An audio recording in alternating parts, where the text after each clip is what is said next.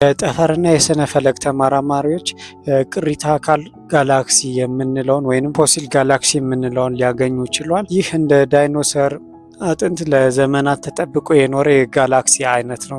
ጋላክሲዎች በህይወት ዘመናቸው አዳዲስ ከዋክብትን ይፈጥራሉ፣ ፕላኔቶችን፣ ሌሎችን ሲቀጥልም ደግሞ ከሌሎች ጋላክሲዎች ጋር ይጋጫሉ። አንዱ ጋላክሲ ሌላው ጋላክሲን ይውጣል። ልክ እንደዚህ አይነት ኪዮስ የሞላበት ነው የሚያሳልፉት። እንደዚህ አይነት ፎሲል ጋላክሲ የምንላቸው ግን ከተፈጠሩ በኋላ ለጥቂት ጊዜያት ከዋክብቶችና ፕላኔቶችን ምናምን መሰል የጠፈር አካላትን ካስገኙ በኋላ ምንም አይነት ሌላ ተጨማሪ ነገር ሳያረጉ ወይንም ሳይፈጠር ወይም ሳይጋጩ ወይንም ሳይዋጡ ለቢሊየን ዓመታት ልክ እንደዛ እንዳሉ ታይምን ወይም ጊዜ እንደቆመ ሆነው የሚቀሩ ሲሆን ፎሲል ጋላክሲ እንላቸዋለን። እነዚህ ጋላክሲዎች የዩኒቨርስን የመጀመሪያ አካባቢ ያለውን ስርዓትና ምን ይመስል እንደነበር ለማወቅ በጣም ጠቃሚ ናቸው። በምንም አይነት መንገድ አልተበከሉም፣ አልጠፉም ወይንም አልተጋጩም ማለት ነው። ስለዚህ ሳይንቲስቶች እነዚህን አግኝተዋቸዋል። አሁን የተገኘው የፎሲል ጋላክሲ ኪርስ J0842 + 0059 ይባላል።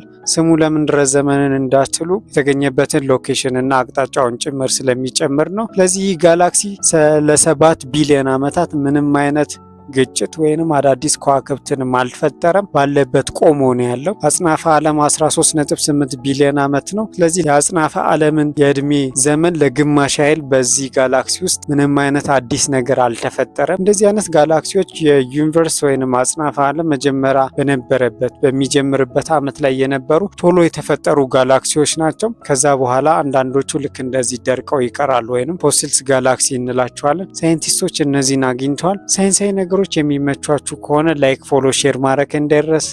ኮመንት ላይ የተሰማችሁን አሳውቁኝ። አመሰግናለሁ።